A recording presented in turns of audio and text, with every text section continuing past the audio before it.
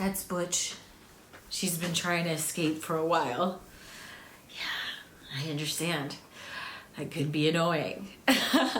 So guys, I changed my channel's name. It was Alpha TV, and now it's Emo-centric Shouty. Why? Because I'm emo as fuck. I'm actually the weirdo. Yeah, and I like speaking with a country twang when I'm in the mood. But we're gonna talk about our 30s. Let's talk about our 20s first though, because I think that we miss some vital and key things in our 20s. What I felt I was missing in my 20s, besides direction and self-control, was the ability to cope with big changes. And I think a little bit came from how I grew up. I didn't have any emotionally regulative skills at all, like zilch. So I had to go through quite a few personal experiences that made me realize, yo, I cannot freak out like this no more. Maybe I had huge anger issues, but I remember the time I lost my cell phone, and in this cell phone it contained so much personal information, but something told me, like, dude, just calm down. You are constantly freaking out when you're the irresponsible one who keeps losing your phone. And that's something I had to like get a grasp of. I had to be aware of my lack of accountability, my lack of responsibility. And I think that happens to everybody. When you're a teenager, you're developing your physical, your body, you're trying to get used to the hormones and the changes in your body. And then by the time you hit adulthood and there's kind of, it has its own cycle, now you're getting to the emotional development part of life. And I'm really thankful to several things. Like, I knew I was partying a lot. I think that seeing my friends go through things with like drugs and partying and then taking it overboard, seeing it happen, not to say that I hadn't, but actually seeing others do it made me go, okay, I really am out of control, or I really need to like focus more on life and why I'm here instead of wasting my youth. Another thing I thought about during this process of growth was, how do I stay solid? You know, how do I trust myself more? A lot of that took like doing repetitive good things for myself. Like trusting myself that I'll do the things that I said I was gonna do for myself on time or whenever it was, but just do it. Because you start losing trust in yourself when you say, well, I'm gonna take this guitar lesson, or I'm gonna cut the lawn, or I'm gonna make dinner tonight, or do my laundry, and then you don't. And then it happens again and again and again, and then it just breeds a air of mistrust within yourself.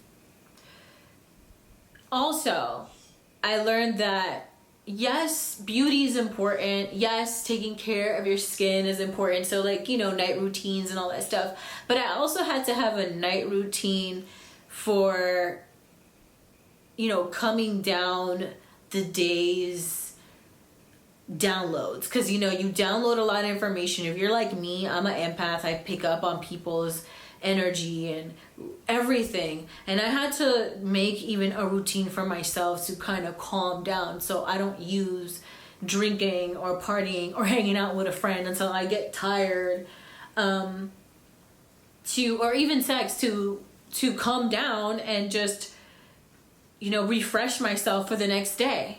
I had to learn how to do that. It wasn't easy, but we're here. Also, I learned when it came to love, when it came to guys, when it came to romance, that being quiet is okay. Being the quiet one, because I was always the weird girl, like the weird one. And I always had like the witty questions and like the different type of flirting techniques.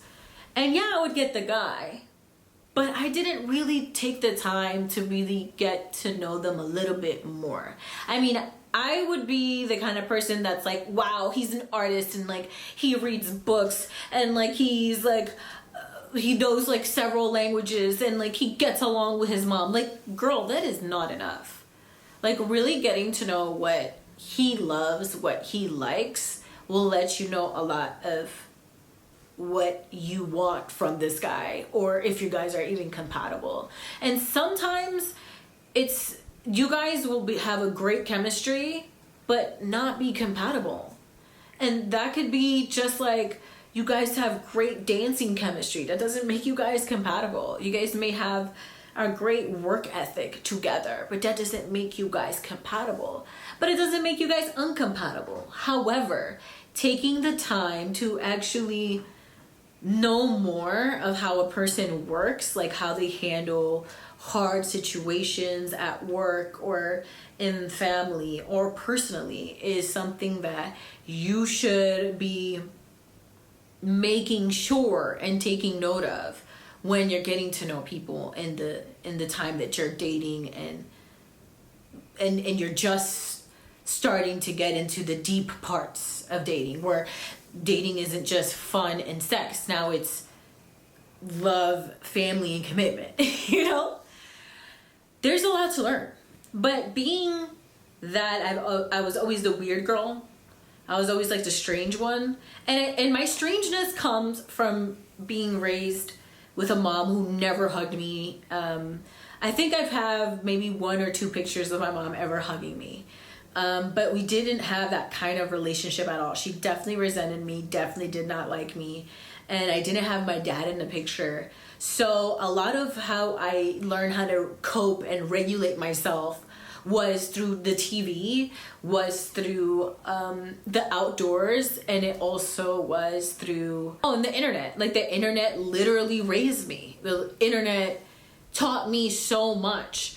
But because I moved out very young, I also got a whiff of like a lot of adult experiences, and it did force me to grow up quite fast. So by the time I was 23, I was like, woo, I know what life is about. I like the gist of it.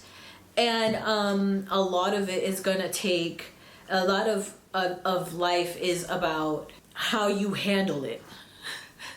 How you handle it. Like, that's really all there is to it. A lot of what life is about how do you handle this movie that's coming at you and that you're playing in. Like, how do you handle this?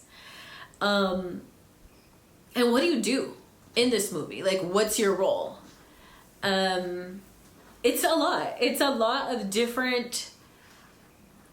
a lot of things simultaneously are happening when you're in your 20s and 30s. You're noticing you're aging. You're noticing you're still excited about things. You still find certain things novel and stuff. And you still want to do things that may make you look kind of immature and silly, but then you want to be all grown up and mature and seem stand up and just, you know, assertive. You want to be that. But I think there's a healthy in-between part. Like anything else. Like anything else. I mean, I do think that, you know, in between heaven and hell, then there's us. You know? And we're not that bad, even though we're pretty shitty. But, you know, there's some of us that are amazing people. And if we could just not be so extreme and not be so unforgiving with ourselves, we could actually get an answer. Like, we could actually get some type of peace of mind that we have an end game or a point or a purpose. That's all I have for you guys. And that was something I was thinking about, because we're always thinking about like time and changing and all that. And when you are young, you think, you know, everything is easy peasy and, you know, the world's at your feet and you're just wide-eyed, and it's okay to have that. Just don't stay there too long. And let me tell you, a lot of people don't stay there long. You go through enough things, you don't stay there long.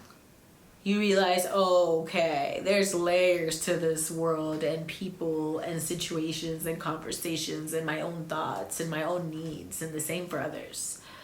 So, if you like this video, make sure to like, share, comment, subscribe, and I'll make sure to drop something else for y'all.